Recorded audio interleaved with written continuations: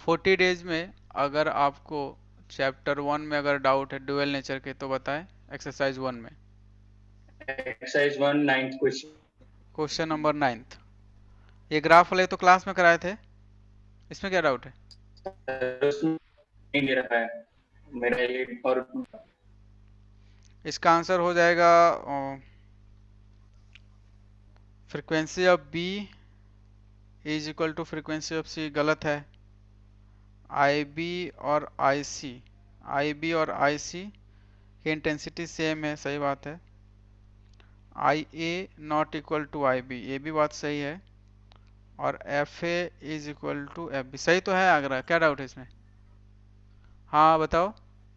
Sir देखनी है। Yes sir. Excited state यानी ऑर्बिट्स एक ज़्यादा होता है तो एंगुलर मोमेंटम तो सेम होगा। एनर्जी अगर क्या बोलते हैं उसके बाद क्या देखना है तुम्हें? एनर्जी देखना है ना, एनर्जी। तो एनर्जी अगर तुम्हें देखना है तो एनर्जी क्या होता है? Z square upon N square, ठीक है ना। तो एन सब के लिए सेम है। जेड आई थिंक लिथियम के लिए 3 होता है और हाइड्रोजन 1, ठीक है। तो यहाँ से तुम्हें दिख जाएगा ये। हाँ क्या बोल रहे हो? सर बी आया। ठीक है, क्लियर है सब लोगों को? किसी को डाउट है क्या? No sir. ठीक है, ये क्वेश्चन हमने क्लास में किया था, जल्दी से आप आंसर बताएं। आई थिंक हो गया होगा ये क्वेश्चन। ये क्वेश्चन आप नहीं करे, ये मैंने क्लास में आपको कराया था। ये क्वेश्चन करे आप लोग, ये आपको बताना है, ठीक है। Multiple choice correct, multiple correct है ये, मल्टी करेक्ट। जल्दी से बताइए क्या ऑप्शन आ रहा है।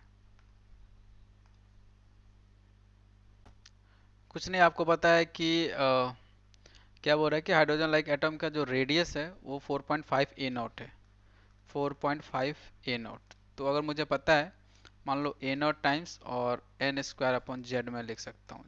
और ए नॉट 0.529 जो आपको पता है, एन स्क्वायर अपॉन जेड होता है वो रेडियस। तो यहाँ से अगर आप जेड की वैल्यू देखोगे तो 2 आ जाएगी। क्लियर है क्या? क्योंकि एन की वैल्यू क्या है 3, है ना। तो जेड की वैल्यू आ सर गई, सी भी आ रहा। सी भी आ रहा है, आना चाहिए। सो जेड की वैल्यू 2 आ गई। अगर आपको लेमडा निकालना है तो आपको पता है 1 upon lambda R Z square 1 upon N one square minus 1 upon N two square. फिर आपको वैल्यू रखोगे, आपको आगरा भी आएगा और आई थिंक चेन्नई भी आएगा। आप देख सकते हैं यहाँ पे आर जेड क्या है 4 और लेट से 3 हो गया। तो ऐसा ऐसा हो सकता है कि 3 से 1 चला जाए पार्टिकल, ठीक है ना। 3 से 2 जाए और 2 से 1 जाए। तो अगर मान लो 1 और 3 मैं यूज करूँगा, 1 अगर 1 और 3 यूज करूँ तो क्या क्या आ जाएगा? 1 माइनस 1 अपॉन 9, हाँ या ना यार? सर आगरा आ जाएगा इससे। तो इससे आगरा आ जाएगा, ठीक है ना। 2 और 1 करूँगा तो क्या आ जाएगा? 1 अपॉन लेमडा 4 आर। और अगर मान लो मैं 2 और 1 भेजूँ तो 1 माइनस 1 अपॉन 4, तो कितना हो जाएगा ये? इससे कोई ऑप्शन नहीं आएगा, 1 माइनस 1/4, तो ये हो जाएगा 3 आर। तो 1/3 आर, ऐसा कोई ऑप्शन नहीं है। तो 3 से 1 हो गया, 2 से 1 हो गया 3 से और 2 से आएगा चेन्नई। 3 से 2 आ सकता है। तो 3 से 2 अगर करोगे तो कितना हो जाएगा? 1/4 माइनस 1/9, 1/4 माइनस 1/9, तो ये कितना आ जाएगा यार? 5/36। 5/36, ये 36 और 9 माइनस 4, सो 5/36, तो 5/9 वाला कोई ऑप्शन होगा, ये वाला आ जाएगा। चेन्नई भी आ सकता है। संजोत समझ में आ रहा है क्या आपको मैं क्या कर रहा हूँ?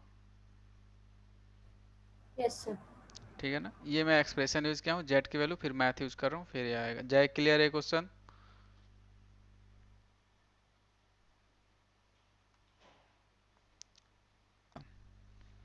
एक्सरेज, एक्सरे आपको पता है, जैसे किसी खेलते उलते किसी का हाथ टूट गया या पैर फ्रैक्चर कर गया तो आप एक्सरे कराने जाते हैं, तो वहीं एक्सरे इसका हम लोग एप्लीकेशन देखते हैं क्या होता है, ठीक है ना। देखिए एक्सरे कैसे होता है, ठीक है ना। आपको पता है कि एक्सरे आपके जैसे क्या बोलते हैं बोन्स का पिक्चर क्रिएट करेगा, तो ऑब्वियसली इतना ज़्यादा उसके पास एनर्जी होना चाहिए कि आपके फ्लैश को पेनिट्रेट करके बोन्स के पास पहुंचे, तो ऑब्वियसली उसके पास ज़्यादा एनर्जी होनी चाहिए। सो एक्सरे के पास क्या होता है, फ्रीक्वेंसी सबसे ज़्यादा होती है। फ्रीक्वेंसी अगर ज़्यादा होगी, इंक्रीजेज मतलब आप ज़्यादा लिख सकते हैं, मोर फ्रीक्वेंसी, ठीक है। तो फ्रीक्वेंसी अगर ज़्यादा है, ठीक है, तो क्या होगी भाई, एनर्जी भी ज़्यादा होगी। इसी के कारण क्या होता है, इसका पेनिट्रेशन इफेक्ट जो होता है, पेनिट्रेशन इफेक्ट ज़्यादा होता है, इसलिए पेनिट्रेट ज़्यादा करती है। उसके बाद जो हम लोग इसके बारे में जानते हैं वो अनचार्ज पार्टिकल इसको बोलते हैं। एक्सरे क्या होता है, ये अनचार्ज पार्टिकल। ये चार्ज पार्टिकल की कैटेगरी में हम लोग इसको नहीं रखते हैं। This is अनचार्ज particle. अब इससे फायदा क्या है, अनचार्ज पार्टिकल है तो ये कि कोई डिफ्लेक्शन नहीं होगा, ना ही मैग्नेटिक फील्ड में और ना ही इलेक्ट्रिक फील्ड में इस पे फोर्स लगेगा, क्योंकि क्यूई से इलेक्ट्रिक फील्ड भी फोर्स लगाती है और मैग्नेटिक फील्ड क्यूवी भी से लगाती है। बट अनचार्ज है तो कोई फोर्स नहीं लगेगा। So no deflection, no deflection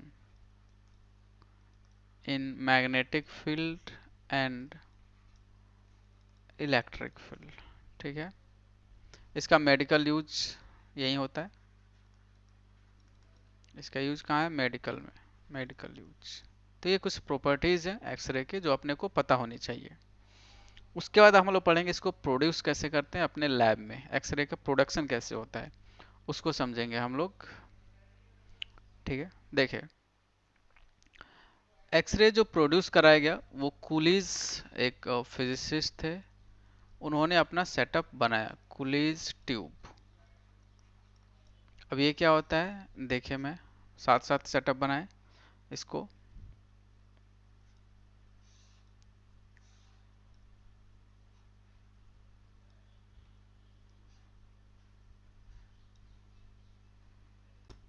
सुनिए आप, ये कूलीज ट्यूब है, इसके थ्रू हम लोग एक्सरे को प्रोड्यूस करते हैं, production of X rays, production of X rays Coolidge tube के बेसिस पे। होता क्या है, देखिए ये हमारे पास एक फिलामेंट होता है, दिस इज फिलामेंट।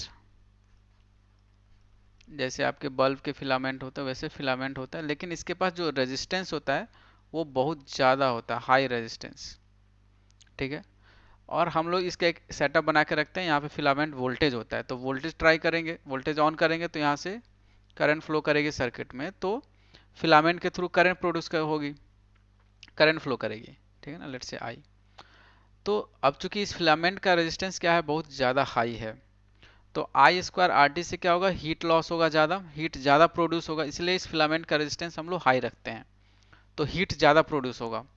तो हीट ज़्यादा प्रोड्यूस होगा, उसके बाद हम लोग क्या करते हैं, तो यहाँ से फोटोन्स निकलना शुरू करेंगे भाई, इलेक्ट्रॉन्स, ठीक है ना। हीट ज़्यादा प्रोड्यूस होगा तो लाइट हुआ, लाइट के थ्रू फोटोन्स निकलना शुरू करेंगे, तो यहाँ से कोई इलेक्ट्रॉन्स निकला। अब एक्सेलरेटिंग वोल्टेज क्या रहता है, हमारे सेटअप में रहता है, सेटअप का पार्ट है। तो यहाँ से जो इलेक्ट्रॉन निकलता है तो हम लोग इस वोल्टेज की हेल्प से इस इलेक्ट्रॉन को एक्सेलरेट कराते हैं। एक्सेलरेशन से क्या फायदा होगा भाई, ये एक्सेलरेट करेगा टारगेट की तरफ। ये क्या है, ये टारगेट मेटल है, ठीक है, इसको टारगेट मेटल बोलते हैं। इलेक्ट्रॉन को एक्सेलरेट कराने से फायदा क्या है यार, फायदा ये है कि अगर आपको पता है कि इलेक्ट्रॉन जब एक्सेलरेट करता है तो पूरा ईएमआई का कॉन्सेप्ट आता है, EM waves, electromagnetic sorry EM waves का कॉन्सेप्ट आता है जब इलेक्ट्रॉन एक्सेलरेट करता है, तो हम लोग एक्सेलरेट कराते हैं, ठीक है ना। एक्सेलरेट कराने से फायदा ये भी है कि हमारे पास और ज़्यादा एनर्जी हो जाता है उस इलेक्ट्रॉन के पास, ठीक है। ये पूरा का पूरा जो सेटअप आप देख रहे हो ये वैक्यूम के अंदर होता है। वैक्यूम के अंदर से फ़ायदा क्या है, फ़ायदा ये है यार कि जब इलेक्ट्रॉन्स यहाँ से इस फिलामेंट से टारगेट मेटल की तरफ दौड़ेगा तो वैक्यूम है तो कोई इलेक्ट्रॉन या कोई पार्टिकल नहीं रहेगा जिससे टकरा के एनर्जी लॉस करे, दैट्स वाई ये वैक्यूम होता है यहाँ पे, ठीक। तो इलेक्ट्रॉन दौड़ा और इलेक्ट्रॉन जैसे ही दौड़ेगा तो ये टारगेट मेटल के अंदर इंटर करेगा, ये तो टारगेट मेटल के अंदर इंटर करेगा तो डी एक्सेलरेट होगा ये, क्योंकि इस मेटल के अंदर तो भाई इलेक्ट्रॉन्स ऑलरेडी हैं तो उनसे टकराएगा, रेजिस्टेंस पैदा होगा, तो ये क्या होगा, डी एक्सेलरेट करेगा ये टारगेट मेटल, ये जो इलेक्ट्रॉन जाके उससे टकरा रहे हैं। डी एक्सेलरेट जब होगा इलेक्ट्रॉन तो उस प्रोसेस में क्या होगा, अपनी एनर्जी लॉस करता रहेगा धीरे धीरे। इसी प्रोसेस के दौरान क्या होता है, एक्सरे का प्रोडक्शन होता है। फिर से मैं बता रहा हूं, हमारे पास एक फिलामेंट है जिसका रेजिस्टेंस क्या होता है, हाई। ये फिलामेंट वोल्टेज है, हमने वोल्टेज दिया, इस फिलामेंट के थ्रू करंट जाना शुरू हुआ, रेजिस्टेंस ज़्यादा है, आई स्क्वायर आर टी से हीट ज़्यादा प्रोड्यूस हुआ, सर फोटोन प्रोड्यूस हुए, इलेक्ट्रॉन दौड़ना शुरू करेंगे, हमने एक्सेलरेट कर लिया, और क्योंकि ज़्यादा एनर्जी उनके पास आ गया, ज़्यादा एनर्जी से जाके टकराएंगे टारगेट पे, तो क्या होगा, हमारे पास एक्सरे प्रोड्यूस होगा। एक्सरे कब प्रोड्यूस होगा, कि इलेक्ट्रॉन जब टारगेट मेटल के अंदर चला जाएगा, जब चला गया तो डी एक्सलरेट होगा। भाई डी एक्सलरेट क्यों होगा, उसके अंदर ऑलरेडी इलेक्ट्रॉन्स और मेटल के अंदर जो पार्टिकल्स हैं प्रेजेंट हैं, तो ये बाहरली इलेक्ट्रॉन जो इंटर किया है वो जाके टकराएगा तो एनर्जी लॉस करेगा। उस प्रोसेस में जब एनर्जी रेडिएट होती है तो हमारे पास एक्सरे का प्रोडक्शन होता है। ध्यान रखने वाली कुछ बातें क्या है, कि ये जो आप देख रहे हो ये छोटा सा मेटल, ये कॉपर का बना रहता है, ठीक है, कॉपर का। ये यूज होता है एज अ कूलेंट, चीजों को कूल करेगा टारगेट मेटल को, ठीक है। क्यों भाई, क्योंकि इलेक्ट्रॉन जब टकरा रहा है, देखो बहुत ज़्यादा एनर्जी से टकरा रहा है, एक्सेलरेट भी कर रहे हैं तो बहुत ज़्यादा एनर्जी है, तो मेटल का टेम्परेचर बहुत ज़्यादा हाई होता है। तो उस मेटल के टेम्परेचर को हाई से लो लाने के लिए हम लोग कूलेंट यूज करते हैं, जो कि कॉपर का ये मेटल बना रहता है। तो यहाँ पे कॉपर को एज ए कूलेंट यूज किया जाता है। दूसरी बात जो ध्यान रखनी है कि भाई टारगेट मेटल ये नहीं जो मन में आया टारगेट मेटल बना लिए, लोहा माना आयरन लगा दिए, कुछ भी लगा दिए, एल्यूमिनियम लगा, ऐसा नहीं। टारगेट मेटल चूज करने के तरीके हैं। क्यों भाई, क्योंकि ये इलेक्ट्रॉन जो टकरा रहा है इससे यार, उसके पास बहुत ज़्यादा एनर्जी है, तो हीट प्रोड्यूस बहुत ज़्यादा होगा, टकराएगा तो हीट प्रोड्यूस होगा। तो टारगेट मेटल जब तुम चूज कर रहे होगे तो उसका मेल्टिंग पॉइंट क्या होना चाहिए, बहुत ज़्यादा हाई होना चाहिए। ये नहीं जाके इलेक्ट्रॉन टकराया और मेटल ही तुम्हारा मेल्ट कर गया, ऐसा नहीं होना चाहिए। तो टारगेट मेटल का मेल्टिंग पॉइंट हाई होने चाहिए। दूसरी बात ऐसे भी सुन सकते हो, उसकी हीट कैपेसिटी भी बहुत ज़्यादा होना चाहिए।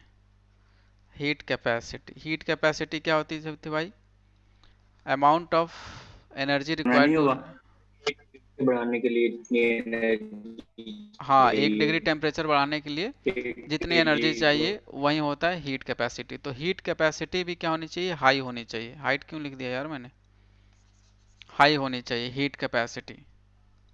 तो ऐसे कुछ दो कैटेगरी से तुम टारगेट मेटल को चूज करना पड़ेगा, ऐसा कोई नहीं रैंडम तुम नहीं लगा सकते, ठीक है। तो कॉपर से देखो हाई टेम्परेचर है तो हीट बहुत ज़्यादा टारगेट मेटल में है, तो इस कॉपर का यूज करके हम लोग कूल कर लेते हैं उस चीज़ को। तो जब इलेक्ट्रॉन हाई एनर्जी से टारगेट मेटल में इंटर करेंगे तो डी एक्सलरेट होंगे, डी एक्सलेशन के प्रोसेस के थ्रू एक्सरे का प्रोडक्शन किया जाता है। दो तरीके की एक्सरे प्रोड्यूस की जाएगी, वो आगे की बात है। अब कुछ हम लोग बात करेंगे एक्सरे जो हमने प्रोड्यूस किया है उसके क्वालिटी पे, क्वालिटी कैसा हो रहा है हमारे एक्सरे के प्रोडक्शन का। क्लियर है यहाँ तक? 3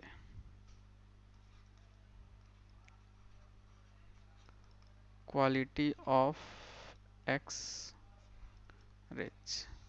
एक्सरे की क्वालिटी देखिए, मैंने अभी बताया आपको कि देखो फिलामेंट वोल्टेज जब तुम बढ़ाओगे, ध्यान से सुनना, फिलामेंट वोल्टेज में बढ़ाते गया तो इससे इसके थ्रू करंट बढ़ती गई भाई, तो ज़्यादा हीट प्रोड्यूस हो रहा है। जैसे जैसे वोल्टेज तुम बढ़ाते जाओगे तो फिलामेंट के अक्रॉस जो हीट प्रोड्यूस हो रहा है वो ज़्यादा हो रहा है, तो ज़्यादा हीट प्रोड्यूस करेगा तो ज़्यादा फोटोन्स निकलेंगे, ज़्यादा इलेक्ट्रॉन्स निकलेंगे। भाई ज़्यादा इलेक्ट्रॉन्स निकलेंगे तो जाके ज़्यादा इलेक्ट्रॉन्स टारगेट मेटल से टकराएंगे, और ज़्यादा टारगेट मेटल से इलेक्ट्रॉन टकराएंगे तो एक्सरे जो प्रोड्यूस हो रही है उसकी इंटेंसिटी ज़्यादा होगी।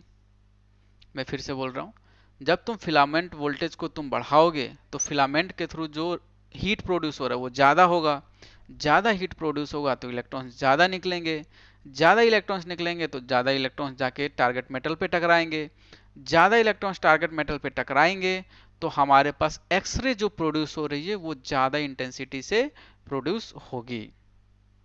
क्लियर है बात? तो पहली क्वालिटी ये है कि अगर तुम फिलामेंट वोल्टेज अगर तुम बढ़ाओगे, या तुम ऐसा मान लो फिलामेंट करंट बोल लो, फिलामेंट के थ्रू जो करंट जा रहा है, अगर तुम इंक्रीज कर रहे हो, ठीक है, तो तुम ऐसा बोल सकते हो कि जो एक्सरे प्रोड्यूस हो रही है उसकी इंटेंसिटी क्या होगी, ज़्यादा, ठीक है ना। तो तुम डायरेक्टली लिख सकते हो ये कि directly proportional to intensity of X rays. Clear है क्या यार ये? कि फिलामेंट के थ्रू जो करंट अगर तुम ज़्यादा इंक्रीज करते गए तो जो एक्सरे प्रोड्यूस हो रही है उसकी इंटेंसिटी क्या होगी, ज़्यादा। ठीक है, ये समझ में आया क्या क्वालिटी? Yes sir. दूसरा क्या है, सुनो ध्यान से। दूसरा ये है कि जब तुम यहाँ से ज़्यादा फिलामेंट वोल्टेज बढ़ाते गए, करंट फिलामेंट के थ्रू बढ़ता गया, ठीक है, तो और ज़्यादा एनर्जी बढ़ता गया। ठीक है, एनर्जी से किसी एनर्जी से तुमने एक्सेलरेट करा दिया, तो मान लो जो एक्सेलरेटेड एनर्जी है वो ई वी नॉट है। ये किसके बराबर होगी भाई, इलेक्ट्रॉन जिस वेलोसिटी से दौड़ रहे हैं उनके पास क्या होगा, काइनेटिक एनर्जी होगा। ये काइनेटिक एनर्जी कंज्यूम होने के दो तरीके हैं भाई। ये पूरी काइनेटिक एनर्जी जो इलेक्ट्रॉन के पास है, जो दौड़ के जाके टारगेट मेटल में टकरा रहे हैं, तो ये एनर्जी दो तरीके से यूज होती है। कैसे सर?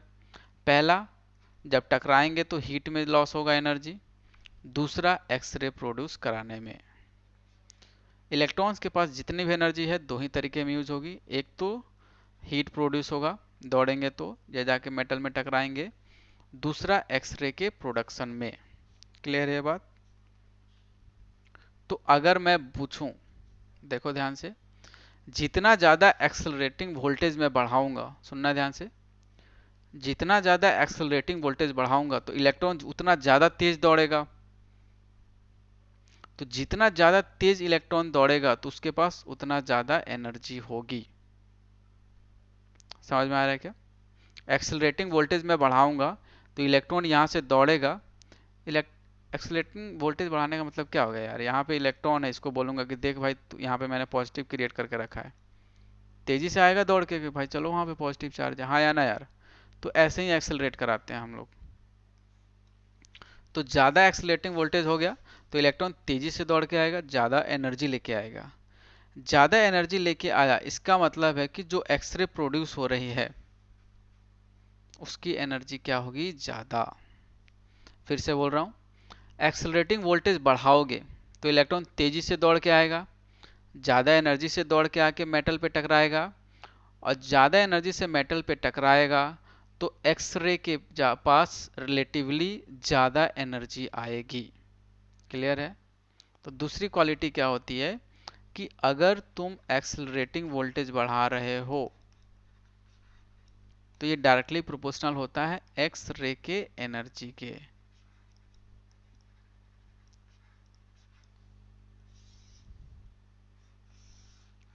ठीक है भाई, जितना ज़्यादा एक्सेलरेटिंग वोल्टेज बढ़ाओगे उतना ज़्यादा एक्सरे जो प्रोड्यूस हो रही है उसकी एनर्जी होगी। क्लियर? इसी के बेसिस पे, एक्सरे के बेसिस पे, एक्सरे के एनर्जी के बेसिस पे कुछ लोग हार्ड एक्सरे बोलता है और एक सॉफ्ट एक्सरे बोलता है। सॉफ्ट एक्सरे और हार्ड एक्सरे में क्या फर्क है भाई? इस एक्सरे के पास ज्यादा एनर्जी है तो इसका पेनिट्रेशन पावर क्या होगा, ज्यादा, मोर पेनिट्रेशन पावर, मोर पेनिट्रेशन पावर। इस एक्सरे के पास कम एनर्जी है, सॉफ्ट एक्सरे, तो क्या होगी, इसके पास पेनिट्रेशन कम होता है, less penetration power.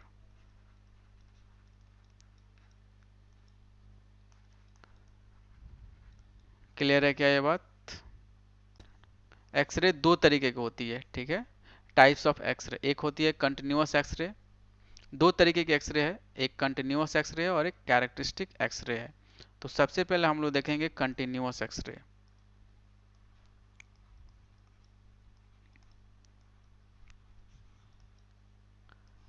Continuous x ray क्या होती है, types of x ray.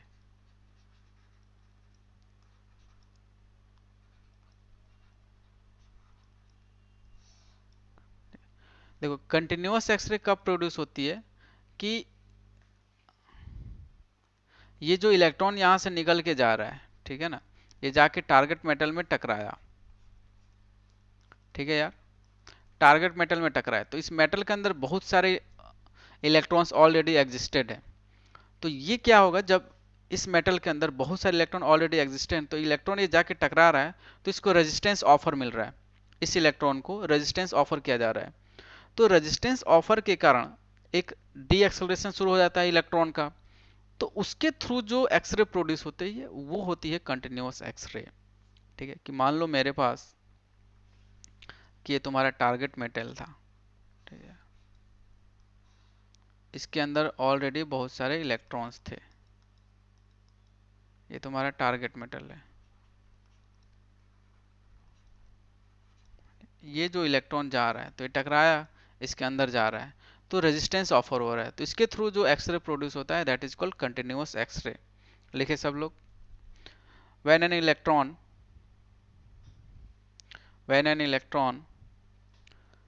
enters into target metal, when an electron enters into target metal and deaccelerate, when an electron enters into target metal and deaccelerates, in this situation continuous X-ray is produced. Continuous X-ray is produced. In this situation continuous X-ray is produced. मतलब हो क्या रहा है, continuous resistance offer किया जा रहा है, continuous resistance is offered, इसीलिए इसको कंटिन्यूअस एक्सरे बोला जाता है, कि जैसे ही इलेक्ट्रॉन टारगेट मेटल में इंटर किया तो जब तक उस मेटल में रहेगा तब तक उसको रेजिस्टेंस मिल रहा है। So that's why this type of X ray is produce and this production of X ray is called continuous X ray. ठीक है, तो जो इलेक्ट्रॉन इस एनर्जी को लेके गया है उसके पास क्या है, ईवी नॉट या ईवी एनर्जी है यार, ठीक है ना। अभी मैंने बताया इस एनर्जी को तुम हाफ एम वी स्क्वायर भी लिख सकते हो। इस एनर्जी को दो तरीके से मैं यूज कर सकता हूँ, एक तो हीट प्रोड्यूस होता है और दूसरा एक्सरे प्रोड्यूस होता है। ठीक है यार, मैं एक्सेलरेट कर रहा हूँ उस इलेक्ट्रॉन को, तो ईवी नॉट से मैंने एक्सेलरेट करा है तो वो एनर्जी काइनेटिक हो गई, तो उसको मैं हाफ एम वी स्क्वायर भी लिख सकता हूँ, इसमें कोई बुरी बात नहीं है। सर वो एनर्जी दो तरीके से यूज हो रही होगी, एक तो हीट में और एक एक्सरे में। मैं एक एजम्पशन ले रहा हूँ कि लेट से सारी की सारी एनर्जी एक्सरे में जा रही है। सो मेरा एजम्पशन है, एजम्पशन है ये,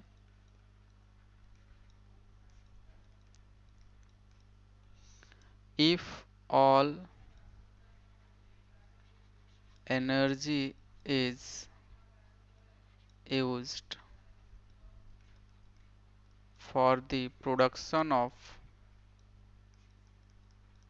X-ray,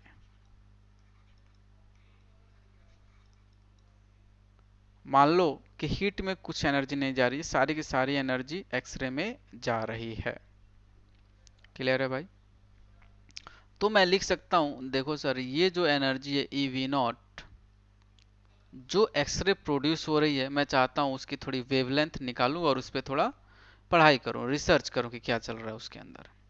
तो मैंने लिखा कि सर जो भी एनर्जी है उस इलेक्ट्रॉन के पास इतनी एनर्जी है, सारी की सारी एनर्जी मैं एक्सरे प्रोड्यूस कराने में यूज कर रहा हूं, तो उसका वेवलेंथ मैं लिख सकता हूं एससी अपॉन लेमडा।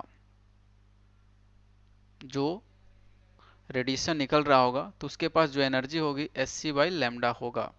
तो मुझे अगर वेवलेंथ निकालना है तो मैं निकाल सकता हूं SC upon E into V naught. ठीक है, S C upon E into V naught. V naught क्या है भाई, एक्सेलरेटिंग वोल्टेज।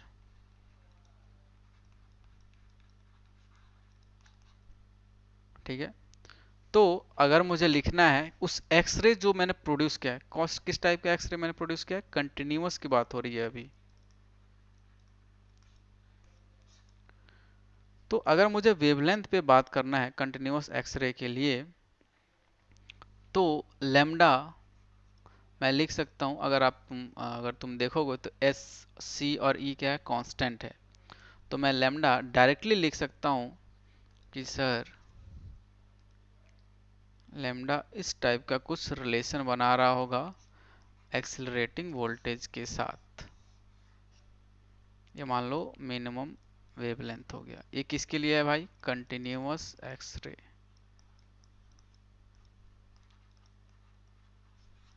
इधर से मिलेगा अपने को क्वेश्चन कि कंटिन्यूअस एक्सरे में जो एक्सेलरेटिंग वोल्टेज और वेवलेंथ के बीच का जो रिलेशन होता है वो क्या होता है, इनवर्स का रिलेशन होता है। ज़्यादा अगर एक्सेलरेटिंग वोल्टेज करोगे तो वेवलेंथ कम आ जाएगी, तो वेवलेंथ कम मतलब ज़्यादा एनर्जी। तो ये अपने को ध्यान रखना पड़ेगा, कंटिन्यूअस एक्सरे की वेवलेंथ ये है। अगर मुझे ग्राफ बनाना है, ये ग्राफ बनता है लैम्डा और इंटेंसिटी के बीच में आई। This is called intensity and this is intensity of continuous x ray.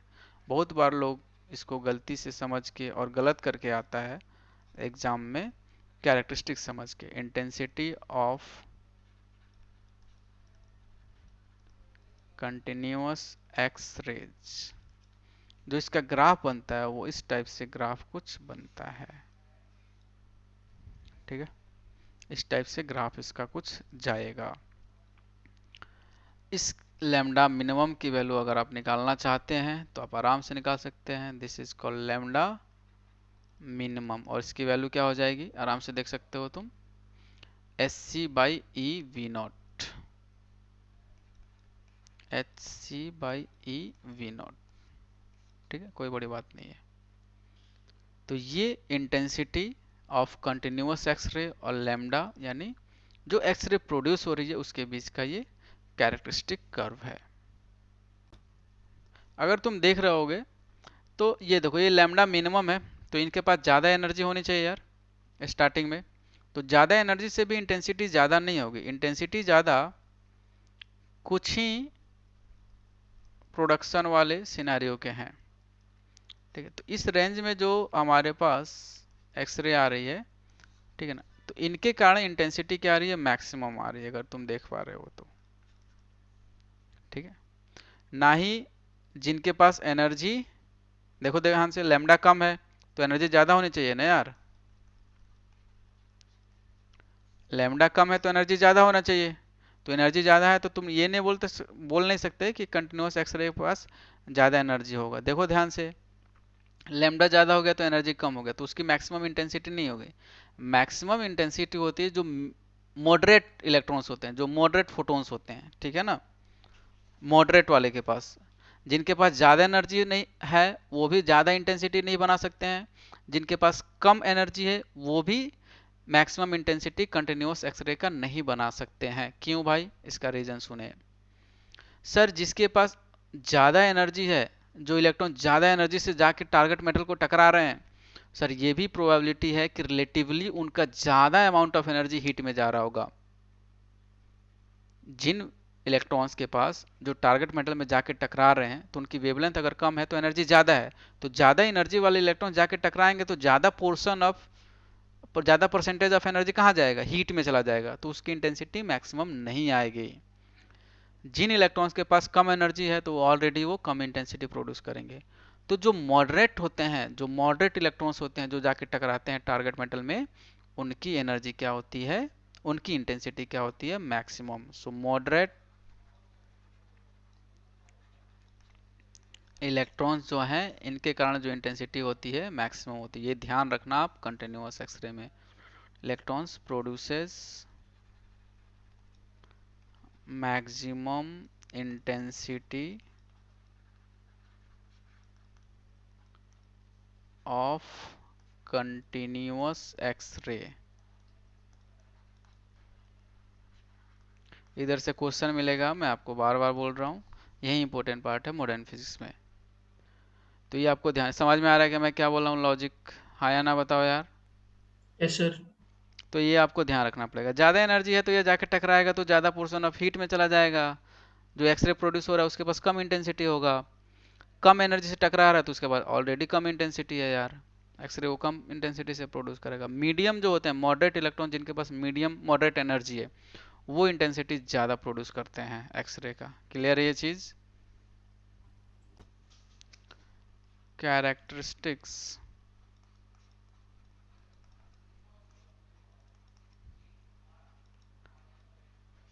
X-rays, ये देखे कैसे प्रोड्यूस किया जाता है, समझे ध्यान से सब लोग। मान लो यार वो इलेक्ट्रॉन यहाँ से आ रहा है टकराने, ठीक है ना, टारगेट मेटल में। मान लो ये टारगेट मेटल का न्यूक्लियस है, ठीक है यार, ये किसका न्यूक्लियस है? टारगेट मेटल का।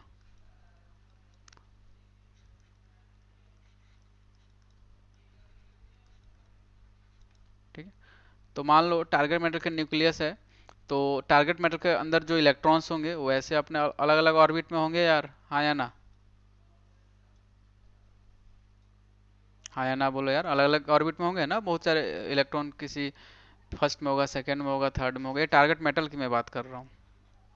Yes sir. तो होगा क्या कि मान लो यहाँ से, समझना यार इस चीज़ को, ये इलेक्ट्रॉन आ रहा है एक्सेलरेट करके, एनर्जी लेके आ रहा है, ठीक है, तो मान लो ये टकरा गया, ठीक है, ये आया और इस वाले से टकरा गया, यहाँ पे एक इलेक्ट्रॉन है उससे टकराया ये, ठीक है, तो मान लो ये E1 है भाई, एक इलेक्ट्रॉन यहाँ पे था, ये टकरा गया, ये वाला इलेक्ट्रॉन आके, तो इसकी एनर्जी बढ़ गई E1 की, तो E1 उड़ के ऊपर जाएगा यार, उसके पास एनर्जी आ गई, तो ऊपर एक्साइट होके जाएगा, हाँ या ना?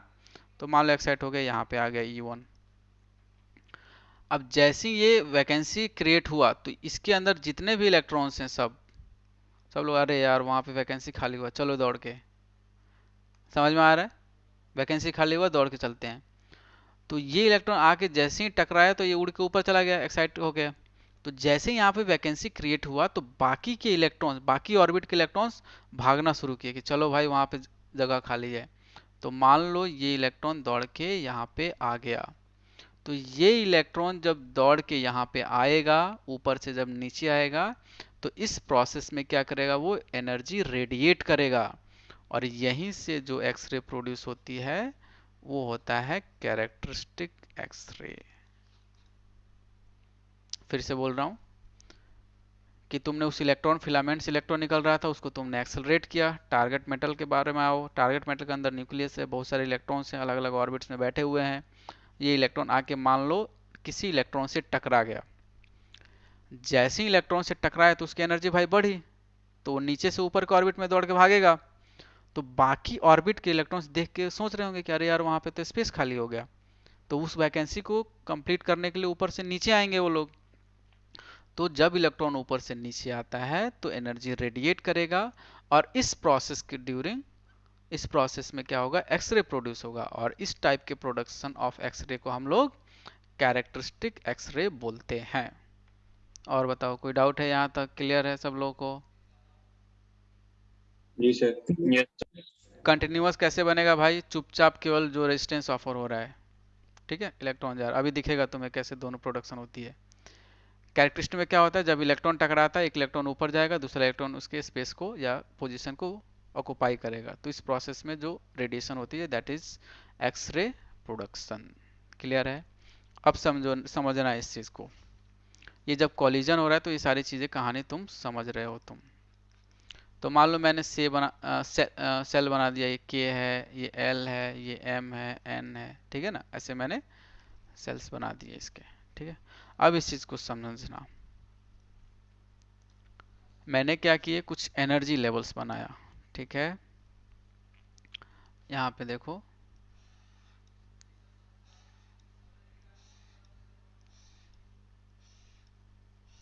ठीक है यार, ये मान लो मैंने के लिख दिया, ये एल लिख दिया, ये एम, ये एन, ऐसे मैंने लिख दिया। अब मान लो, समझना इस चीज को, अब मान लो कि यहां से इलेक्ट्रॉन उड़ के जब यहाँ पे आएगा, एल से जब इलेक्ट्रॉन उड़ के पोजीशन को फिल करने आएगा, तो यहाँ पे रेडिएशन निकलती है, इसको हम लोग क्या बोलते हैं, के अल्फा। बहुत ही इंपॉर्टेंट चीजें पढ़ रहे हो तुम। ये इलेक्ट्रॉन आके टकराया भाई, इसकी एनर्जी बढ़ गई तो ऊपर के ऑर्बिट में चला गया, तो नीचे के ऑर्बिट जो खाली पोजीशन है उसको फिल करने के लिए लोग दौड़ेगा, इलेक्ट्रॉन दौड़ेंगे। तो अगर एल से इलेक्ट्रॉन दौड़ के आ रहा है तो इसमें जो रेडिएशन होता है इसको के अल्फा बोलते हैं, के अल्फा एक्सरे, के अल्फा। अगर m से कोई इलेक्ट्रॉन निकल के आ रहा है तो इसको हम लोग क्या बोलते हैं भाई, के बीटा। अगर n से कोई इलेक्ट्रॉन नीचे आ रहा है k में तो इसको क्या बोलते हैं, के गामा। ये नाम बिल्कुल याद होनी चाहिए।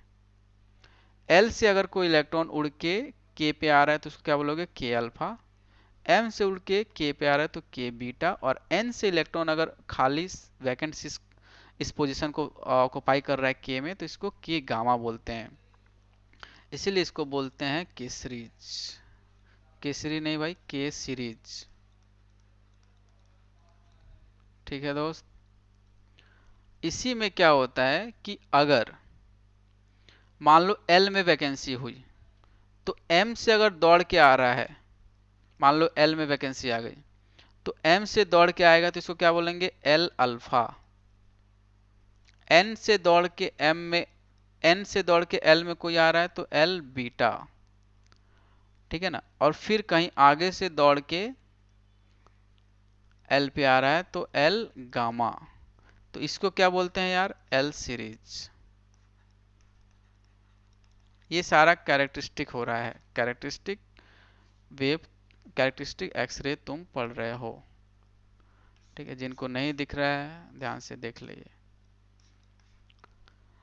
ठीक है, इलेक्ट्रॉन कोलाइड किया, इलेक्ट्रॉन उड़ के ऊपर गया, उसके वैकेंट पोजीशन को फिल करने के लिए नीचे आएंगे। ठीक है, तो अगर मान लो L से K में आ रहा है उसको K अल्फा बोलेंगे, M से K की तरफ आ रहा है तो K बीटा बोलेंगे, N से अगर K में आ रहा है तो K गामा बनेंगे। तो इसको K सीरीज बोलते हैं। ऐसे ही L सीरीज होता है, ऐसे ही M सीरीज होता है, ऐसे ही N सीरीज होता है। अपने को दो सीरीज पता होने चाहिए, K सीरीज और L सीरीज। वो M से आ रहा है L पे तो L alpha, L beta, L gamma. Clear है ये चीज। radiated energy will give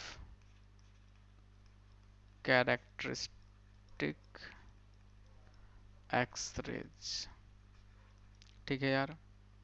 तो अगर मुझे लिखना है, लेट से समझना इस चीज को, लेट से मान लो मुझे इलेक्ट्रॉन L से मान लो K पे आ गया, मान लो L से उठ के K पे आ रहा है भाई, तो कितना एनर्जी रिलीज किया भाई, Hc बाई लेमडा। अब मैं चाहता हूं कि जो एक्सरे निकल रही है ना यार, जो रेडिएटेड एनर्जी है, तो उसके कॉरस्पॉन्डिंग क्या होगा, कैरेक्टरिस्टिक एक्सरे की वेवलेंथ होगी। तो वो वेवलेंथ मैं निकालना चाहता हूं, जैसे तुमने कंटिन्यूअस में निकाला है। तो मान लो L से इलेक्ट्रॉन उड़ के K में आ रहा है, K में वैकेंसी है, तो तुम क्या लिखोगे, एनर्जी Hc बाई लेमडा। और इसको क्या लिखूं यार मैं, क्या K अल्फा लिख सकता हूँ क्या, हाँ या ना बोलना पड़ेगा यार तुम्हें यहाँ पे। लेमडा, ये ये लेमडा क्या यस होगा, सर। K lambda. समझ में आ रहा है ना, K लेमडा होगा। ठीक है। और ये किसके बराबर तुम लिखोगे, एनर्जी गैप, कि भाई पहले कहाँ था इलेक्ट्रॉन, L में था, कहाँ चला गया, K में। गलत थोड़ी लिख रहा हूँ यार, सही तो लिख रहा हूँ। एनर्जी गैप होगा जितना, वही रेडिएशन देगी तुम्हें लेमडा, हाँ या ना। Yes sir. ऐसे ही अगर तुम्हें लेमडा ऑफ के अल्फा, इसको और अच्छे से लिखोगे तो क्या लिखोगे यार, कि सर देखो एच सी अपॉन एनर्जी कहाँ थी, L से K में ट्रांजिशन हो रहा है। समझ में आ रहा है। Yes sir. ऐसे ही अगर तुम लिखना चाहते हो कि सर मैं वेवलेंथ निकालना चाहती हूँ, कि सर जो ये लेमडा है मैं निकालना चाहता हूँ के बीटा का, तो सिंपल है सर, आप कुछ मत करो, एच सी अपॉन एनर्जी कहाँ है, बीटा का मतलब क्या हो गया भाई, बीटा का मतलब हो गया m से कहाँ ट्रांजिशन हो रहा है, k में। समझ में आ रहा है, m से k में। तो energy of m minus energy of k। Sir मुझे पैटर्न समझ में आ रहा है, तो मैं लिख सकता हूँ कि जो लेमडा होगा कैरेक्टरिस्टिक एक्सरे में, वो डायरेक्टली प्रोपोर्शनल होगा 1 अपॉन एनर्जी गैप। क्या बात सर, सही बात है ये।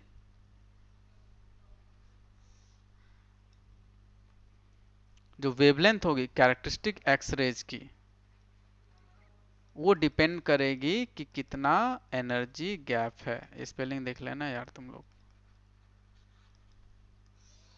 क्लियर है ये बात। Clear sir. हाँ जय, समझ में आ रहा है क्या जितेंद्र पाजी? हाँ जी सर, समझ आ रहा क्लियर है ये सब चीज? है। क्लियर है तो सर। एनर्जी गैप जितना ज्यादा होगा, वेवलेंथ उतना कम होगा। ये क्लियर बात है अपने को? अब देखो, अब हमने ये भी पढ़ा है कि सर जो एनर्जी होता है वो आपने बताया -13.6 Z square upon N square. हाँ या ना यार? Yes, sir. Z square upon N square. ठीक है, तो किसी फिक्स ऑर्बिट से अगर मैं बात करूं, फिक्स ऑर्बिट से, तो मैं डायरेक्ट ये बता सकता हूं कि जो एनर्जी होगी वो जेड स्क्वायर के साथ चलती है। मान लो किसी फिक्स ऑर्बिट से, मान लो कि एल से एम हो रहा है, एल से एम हो रहा है हमेशा, तो फिक्स ऑर्बिट अगर अपने पास है तो मैं ये बोल सकता हूँ कि जो एनर्जी है सर, वो एनर्जी 1/z², मतलब energy directly proportional to Z square है। तो मैं ये भी बोल सकता हूँ कि जो कैरेक्टरिस्टिक एक्स रे है सर, उसकी जो वेवलेंथ होती है वो इस बात पे डिपेंड करती है कि आपका जो टारगेट मेटल है उसका एटॉमिक नंबर क्या है। बहुत ही ज्यादा इंपॉर्टेंट। कैरेक्टरिस्टिक एक्स रे में जो वेवलेंथ होगी इस बात पे डिपेंड करेगी कि टारगेट मेटल का एटॉमिक नंबर क्या है, और इस बात पे भी डिपेंड करेगी कि एनर्जी गैप कितना है। कैरेक्टरिस्टिक एक्स रे इस बात पे बिल्कुल डिपेंड नहीं करती है कि एक्सेलरेटिंग वोल्टेज कितना था। कैरेक्टरिस्टिक एक्स रे इस बात पे बिल्कुल डिपेंड नहीं करती भाई कि तुम्हारा एक्सेलरेटिंग वोल्टेज कितना था, वो सिर्फ कंटिन्यूअस में आता है। अगर आपको मैं रिमाइंड कराऊं तो ये केवल कंटिन्यूअस में आता है। सो कंटिन्यूअस में वेवलेंथ एक्सेलरेटिंग वोल्टेज पे डिपेंड करेगी, लेकिन कैरेक्टरिस्टिक में डिपेंड नहीं करेगी। कैरेक्टरिस्टिक में एनर्जी गैप पे और एटॉमिक नंबर पे डिपेंड करती है। ठीक है, ये अगर आप लिखना चाहते हैं तो अपनी भाषा में लिख सकते हैं इस बात को। ठीक है, अब मान लो मैंने बोला कि यार मेरे पास एक एनर्जी है E1। ठीक है यार, E1 एनर्जी है। ठीक है ना, मान लो डेल्टा E1 बोलना ज़्यादा सही रहेगा, पहला एनर्जी गैप, और ये कम है दूसरे एनर्जी गैप से। तो मैं बोल सकता हूँ कि सर जो लैम्डा होगा के अल्फा, वो क्या होगा यार? लैम्डा के अल्फा क्या होगा? ज़्यादा होगा, इसमें कोई दिक्कत थोड़ी है। समझ में आ रही है कि Yes, अगर sir. एनर्जी गैप, अगर डेल्टा E1 अगर छोटा है डेल्टा E2 से, तो लैम्डा के अल्फा ज़्यादा होगा के बीटा से। क्लियर है बात? अब इसी के बेसिस पे इसका जो कैरेक्टरिस्टिक है, इसका जो वेव है वो देखते हैं हम लोग। यस कैरेक्टरिस्टिक देखते हैं, ठीक है, इंटेंसिटी और लैम्डा के बीच में। तो ये जो एक्सरे बनता है वो इस टाइप का बनता है।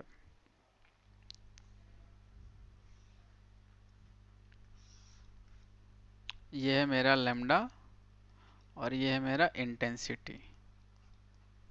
ये मैं कंबाइन ग्राफ बनाता हूँ, आपके पास भी कंबाइन ग्राफ आएगा। इसमें क्या है, कंटिन्यूअस प्लस कैरेक्टरिस्टिक दोनों है। ठीक है, ये ध्यान रखना। ग्राफ कैसा बनता है, इस टाइप का कुछ बनेगा।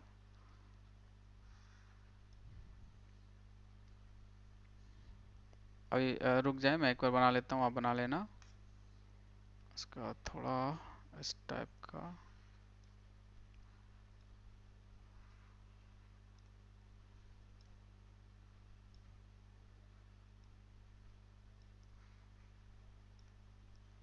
इस टाइप का ग्राफ कुछ बनता है इसका। ठीक है, अब देखें तो अब जैसे ये क्या हुआ, लैम्डा मिनिमम हुआ। ये लैम्डा मिनिमम की वैल्यू आपको पता है SC/EV0। ठीक है, तो ये इसका इंटेंसिटी और लैम्डा के बीच का ग्राफ बनता है। अब ये क्या होता है, ये के अल्फा होता है और ये के बीटा होता है और ये एल अल्फा होता है और ये एल बीटा होता है। ठीक है यार, सर ये आपको कैसे पता चला ये के अल्फा है के बीटा? ये तो मेरे को समझ में नहीं आ रहा है, आपको कैसे पता चला? इसको रटना नहीं है, इधर से आएगा क्वेश्चन तो रटोगे तो फंस जाओगे। अब देखो ये कैसे मैंने इसको पता किया है, सब लोग समझेंगे इस चीज़ को। ठीक है, देखो यार, समझना सब लोग। सर ये है इसका वेवलेंथ। ठीक है, तो ये मान लो कि ये वेवलेंथ मैंने बोल दिया लैम्डा 2 बोल दिया, और ये वेवलेंथ लैम्डा 1 बोल दिया। ठीक है यार, तो वेवलेंथ जब ज़्यादा होगी तो एनर्जी क्या होगा, कम। फिर से बोल रहा हूँ, कि मान लो मैंने E2 बोला और E1 बोला, अब तुम्हें पता है कि यार लैम्डा 2 ज़्यादा है लैम्डा 1 से। देखो यार, लैम्डा 2 ज़्यादा है लैम्डा 1 से, तो तुम अगर एनर्जी पे अगर तुम लिखना चाहते हो तो क्या लिखोगे? E2 की एनर्जी क्या होगी? कम होगी, है ना? तो बोलो यार, E2 की यस एनर्जी कम होगी ना, डेल्टा E2 अगर तुम लिखना चाहते हो तो। क्योंकि एनर्जी क्या होती है? SC by lambda. तो वेवलेंथ अगर ज़्यादा है तो एनर्जी गैप कम। तो अगर एनर्जी गैप कम होगा तो भाई वो अल्फा होगा ना, के अल्फा। हाँ है ना? अभी तुमने देखा यहाँ पे। समझ में आ रहा है क्या सब लोगों को? सर। Yes. यस सर समझ आ रहा है। हाँ बोलो, क्या बोल रहे हो? सर जो एनर्जी गैप होता है वो 2 और 1 में सबसे ज्यादा होता हाँ है ना। हाँ, तो सही सर बात वो है। आपने कुछ अलग क्या मैंने लिखा अलग? नहीं बताया था अभी। सर आपने ये पहला वाला कम बता दिया ना, डेली 1। नहीं, मान लो कि मैं बोल रहा हूँ, ऐसा बोल रहा हूँ कि पहले का एनर्जी गैप मान लो कम है, उस पे मत जाओ तुम कि भाई एनर्जी गैप ज़्यादा होता है और कम होता है। इस पे समझो कि मान लो कि सर एनर्जी गैप कम है, तो मेरे को पता है कि एनर्जी क्या होता है? SC by lambda. कम ज़्यादा पे मत जाओ, ये तुम चलो कि एनर्जी गैप इन्वर्सली प्रोपोर्शनल होती है वेवलेंथ की। तो मान लो सर अगर एनर्जी गैप कम है, ठीक है, तो वेवलेंथ उससे रिलेटेड क्या होगी? वो ज़्यादा होगी वेवलेंथ। नहीं आ रहा है क्या समझ में सौरभ? ज्यादा होना चाहिए। वेवलेंथ ज़्यादा होनी चाहिए, आ रहा है मतलब सर, ये तो ये होनी क्लियर है? चाहिए कि अल्फा ज्यादा होगा। के अल्फा ज़्यादा होगा, ठीक है ना, उसका वेवलेंथ ज़्यादा होगा, ठीक है। वही मैं बता रहा हूँ यहाँ पे कि मान लो कि तुमने देखा कि सर ये लेमडा 2 क्या है? ज़्यादा है लेमडा 1 से। तो लेमडा 2 अगर ज़्यादा है तो इसके करस्पॉन्डिंग सर मैं बोल सकता हूँ कि जो एनर्जी होगा वो क्या होगी? कम होगी E1 के रिस्पेक्ट में। तो एनर्जी अगर कम होगी, ठीक है ना, अगर एनर्जी कम होगी तो ऑब्वियसली क्या हो रहा है? के अल्फा हो रहा है। समझो इस चीज़ को, तुम कंफ्यूज हो रहे हो। देखो यहाँ पे, ये देखो, देखो यहाँ पे, ये भाई देखो किस में एनर्जी गैप कम है? L से K पे आएगा या M से K पे आएगा? हाँ सौरभ बताओ। सर एल से के पे। तो एनर्जी गैप कम है भाई, तो ये एनर्जी गैप कम है तो के अल्फा के करस्पॉन्डिंग होगी ना एनर्जी गैप कम जिसमें है। जी सर। समझ में आ रहा है? तो यस सबसे सर, वो कम, हाँ एल बोलो। के बीच। सर वो जो आप एनर्जी गैप कह रहे थे, मैं एल से के ले रहा था, फिर एम से एल, तो हाँ नहीं नहीं, वो नहीं, वो नहीं, तुम अलग वहां पे पहुंच गए हो, ठीक है ना? वहां पे भी मत पहुंचो, यहाँ पे समझो तुम, ठीक है? समझ में आ गया तुम्हें? गलत आ रहा था।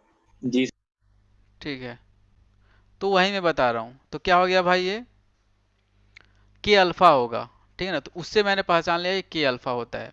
वैसे ही तुम एल अल्फा और एल बीटा तुम पहचान सकते हो। तो के अल्फा तुम्हें दिख रहा है, ये होगा, और ये के बीटा होगा।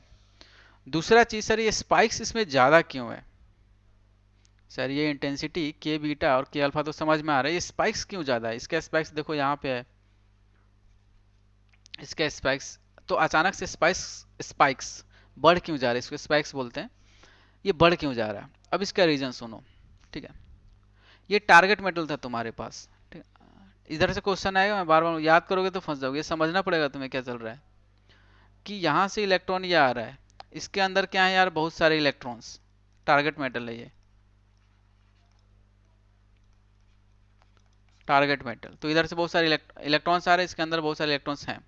तो हो क्या रहा होगा इसके अंदर, समझना ध्यान से, कि प्रोबेबिलिटी है कि ये जो इलेक्ट्रॉन आ रहा है वो किसी भी टारगेट मेटल के इलेक्ट्रॉन से ना टकराए, ठीक है ना?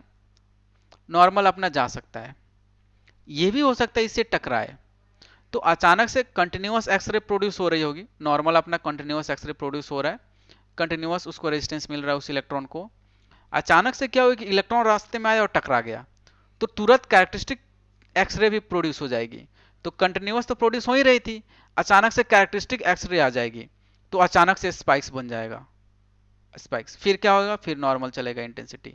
फिर अचानक से कोई इलेक्ट्रॉन आया तो फिर से ऐसे बन जाएगा अचानक से स्पाइक्स, क्योंकि कंटिन्यूअस तो ऑलरेडी बन ही रही है एक्सरे। तो जब इलेक्ट्रॉन टकराएगा किसी भी मोमेंट पे तो कैरेक्टरिस्टिक एक्सरे भी आ जाएगा। तो कंटिन्यूअस और कैरेक्टरिस्टिक एक साथ मिलकर उसका स्पाइक्स या इंटेंसिटी ऑफ एक्सरे प्रोड्यूस ज़्यादा कर देंगे, तो स्पाइक्स बढ़ जाएगा अचानक सर से। हाँ सर इसका मतलब जो स्पाइक्स बता रहे हैं वो करेक्टरिस्टिक एक्सरे बताती है, और जो नॉर्मल जा रही है वो वो कंटिन्यूअस बता रही है। सही बात है, बिल्कुल समझ में आ रहा है। क्योंकि के अल्फा के बीटा और एल अल्फा एल बीटा क्या है, ये सब कैरेक्टरिस्टिक ही तो है, इसलिए स्पाइक्स बढ़ा हुआ है इनका, और के में चल रही है ऐसी चीज। एक मोजली का एक्सपेरिमेंट है, वो समझते हैं हम लोग क्या था वो। ठीक है, मोजलीज एक्सपेरिमेंट।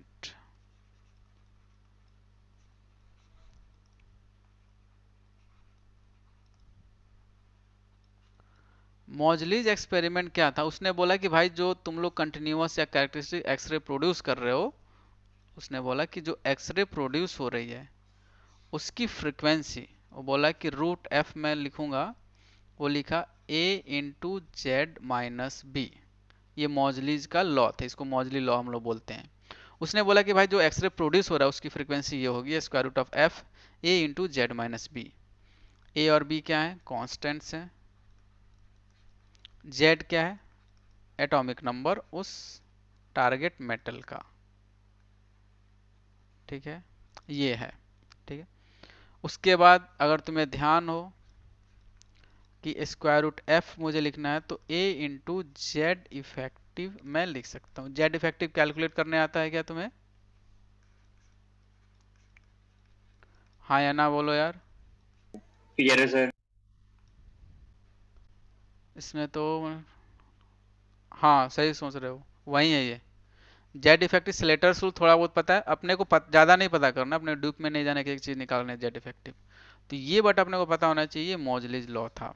अब देखो क्वेश्चन कैसे आता है भाई, मॉजलीज लॉ से क्वेश्चन कैसे मिलेगा वो मैं तुम्हें बता रहा हूँ। आधी जनता को लगता है कि सर ये कुछ नया लॉ है, ये नया लॉ नहीं है भाई, ये वही लॉ है जो अपन जो पढ़ते हैं।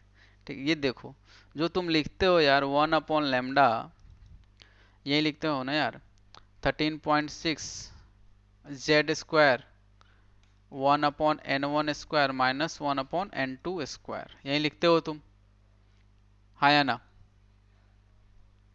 आता या यस आर, सर। या ज़्यादा तुम आर सी स्क्वायर लिखते हो। ठीक है ना? तो ये अब यही चीज़ को इसने ऐसे बनाया था, कैसे देखो, अगर मान लो मैं इसको एस सी से मल्टीप्लाई कर दूं, ठीक है, एच और सी से, ठीक है ना, तो इसको अगर तुम्हें ध्यान हो तो कुछ लोग इसको ऐसे भी लिखता है 1/λ R C square 1/n1 square minus 1/n2 square, ऐसे भी हम लोग लिख सकते हैं। इसको लिखने के अलग अलग तरीके हैं, हाँ या ना? कि 1/λ is equal to R Z effective का whole square 1/n1 square minus 1/n2 square. ठीक है, उसके बाद अगर मैं, मुझे पता है कि अगर मैं कंपेयर करूं, लेट से अगर मुझे कंपेयर करना है इसमें और इसमें, या मैं डायरेक्ट ऐसे बोल सकता हूं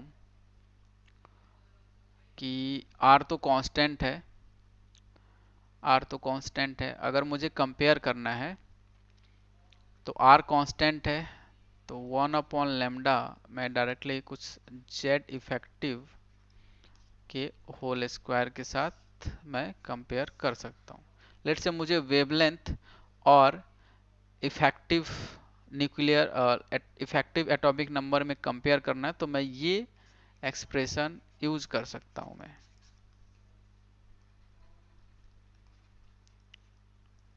इस टाइप की चीज़ें मैं यूज कर सकता हूँ कंपेयर करने के लिए कि 1/λ जेड इफेक्टिव का होल स्क्वायर। और जेड इफेक्टिव कैसे निकलता है, थोड़ा बहुत तुम्हें आइडिया होगा, जेड माइनस बी। बी कैसे कैलकुलेट होता है, स्लेटर रूल से। स्लेटर रूल आइडिया है क्या थोड़ा बहुत तुम लोगों को? जी सर। ठीक यस है, सर, कुछ वैल्यूज होती थी उनको मल्टी। मल्टीप्लाई करते हैं, ठीक है ना। मोस्टली तुमसे आईटी क्या पूछेगा वो मैं बता देता हूँ। ज़्यादा से ज़्यादा वो पूछेगा 2 से 1, हमेशा ये ट्रांजिशन पूछेगा, वो पहले भी यही पूछता था आज से 10 साल पहले, अभी भी यही पूछेगा। ठीक है, तो सेकेंड ऑर्बिट से फर्स्ट ऑर्बिट में जाएगा, उसके लिए बी की वैल्यू लेना है 1, आंख बंद करके बी की वैल्यू क्या लेना है भाई 1, यही पूछेगा पहले भी अभी भी। ठीक है, इससे ज़्यादा अपने को नहीं जानना है। तो Z effective Z minus B होगा, हमेशा सेकेंड से फर्स्ट ट्रांजिशन वो करेगा, और उसमें बी की वैल्यू क्या होती है 1। ठीक है, तो 1/λ अगर तुम जब कंपेयर करोगे, क्वेश्चन कैसे आएगा वो मैं तुम्हें बता रहा हूँ। तो क्या लिखोगे, जेड -1 और इसका होल स्क्वायर। तो यहाँ से सारी चीज़ें तुम कंपेयर कर सकते हो। तो इधर से तुम्हें मिलेगा क्वेश्चन आईआईटी में। छोटी छोटी पार्ट है लेकिन क्वेश्चन इधर से आएगा, तो हर एक चीज़ आनी चाहिए, क्वेश्चन कैसे अप्रोच करना है अपने को। ठीक है यार, समझ में आ रहा है क्या ये चीज़? सो ये पहला क्वेश्चन है, ये एक्सरे बनी हुई है, आपको पता है किस टाइप की एक्सरे है। कुलिज ट्यूब के अकॉर्डिंग आपको बताना है कौन सा ऑप्शन सही होगा। अगर मैं एक्सेलरेटिंग वोल्टेज बढ़ाऊंगा, इफ एक्सेलरेटिंग वोल्टेज इंक्रीज, कौन सा ऑप्शन सही होगा? हाँ विनीत बताओ, और दिल्ली कैसे आएगा? Sir accelerating voltage directly proportional है एनर्जी ऑफ एक्सरे। हम्म, तो एनर्जी अगर बढ़ेगा तो फिर वेवलेंथ डिक्रीज होना चाहिए। नहीं, कि जब तुम एक्सेलरेटिंग वोल्टेज बढ़ाओगे तो कैरेक्टरिस्टिक वेव, इसलिए तो मैं चिल्ला के बोला, कैरेक्टरिस्टिक एक्सरे का वेवलेंथ जो होता है वो एक्सेलरेटिंग वोल्टेज पे नहीं डिपेंड करता है। वो सिर्फ और सिर्फ इसी बात पे डिपेंड करता है कि भाई एटॉमिक नंबर टारगेट मेटल का क्या है और एनर्जी गैप क्या है। कैरेक्टरिस्टिक एक्सरे कंटिन्यूअस में क्या होता है, जो वेवलेंथ होती है वो एक्सेलरेटिंग वोल्टेज पे डिपेंड करती है। समझ में आ रहा है? लिख लिया करें सब लोग। तो होगा क्या कि जब तुम एक्सीलरेटिंग वोल्टेज बढ़ाओगे तो कंटिन्यूअस का लैम्डा क्या होगा, डिक्रीज होगा। तो ये जो लैम्डा सी है अब इधर आएगा, लैम्डा के में कोई डिफरेंस नहीं आएगा, वो एज इट इज यहीं पे रहेगा क्योंकि ये कैरेक्टरिस्टिक के कॉरस्पॉन्डिंग है। तो क्या होगा, लैम्डा के और लैम्डा सी का जो गैप होगा वो बढ़ जाएगा। समझ में आ रहा है? Yes sir. हाँ मुझे आनंद, नहीं आया।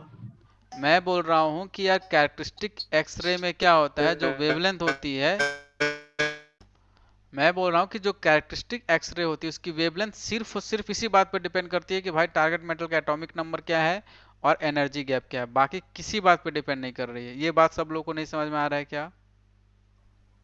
यस सर, पता है। कंटिन्यूअस एक्सरे क्या करती है, कंटिन्यूअस एक्सरे की जो वेवलेंथ होती है सिर्फ और सिर्फ एक्सेलरेटिंग वोल्टेज पे डिपेंड करती है। क्लियर है ये चीज? तो ये जी बोल रहा है कि एक्सेलरेटिंग वोल्टेज को मैं इंक्रीज करूंगा तो ये लैम्डा क्या होगा, कंटिन्यूअस का डिक्रीज होगा भाई। तो ये लैम्डा सी यहाँ पे है तो अब लैम्डा सी यहाँ पे आ गया, तो ये गैप क्या हो जाएगा, बढ़ जाएगा ना यार। लैम्डा के थोड़ी चेंज होगा, लैम्डा के तो एज इट इज वहीं पे रहेगा ये। क्लियर हुआ ये क्वेश्चन? यस सर, क्लियर हो गया।